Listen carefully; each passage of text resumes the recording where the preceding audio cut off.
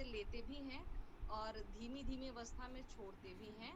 और प्राणायाम लगातार करने से हमें श्वसन संबंधी बीमारियों से हमारा बचाव होता है और साथ ही साथ बहुत सारी गंभीर बीमारियों से भी हम सुरक्षित रहते हैं। और हमारा जो मानसिक तनाव होता है वो भी काफ़ी हद तक हल्का होता है और हमें मानसिक रूप से, शारीरिक रूप से, हर तरह से हमारा तनाव कम होता है।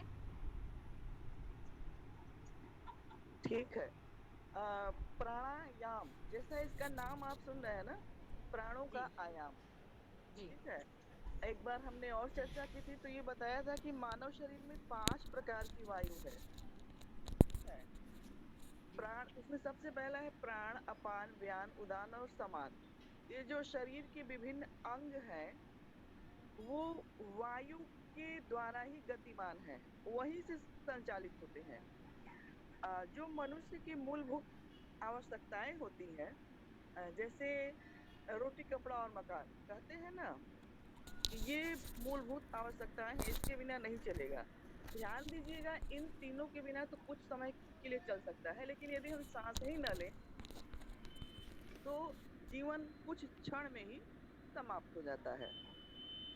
तो विभिन्न प्रकार से अपने सांसों पर, जिसे हम शुद्ध हिंदी में श्वास कहते हैं, नियंत्रण करना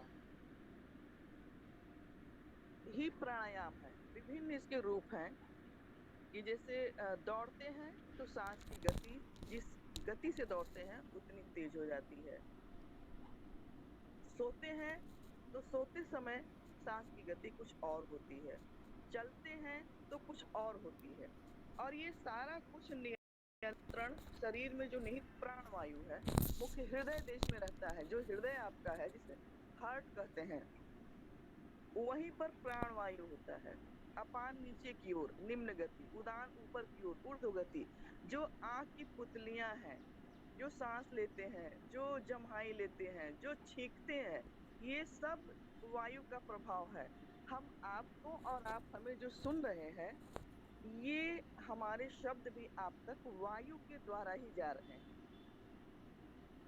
अब मनुष्य प्राणों के द्वारा शरीर को साधने के लिए इच्छुक क्यों रहता है, क्यों प्रेरित होता है कि हम प्राणायाम करें? वो इसलिए कि 72 करोड़ नाड़ियां हैं मनुष्य के शरीर में। सुन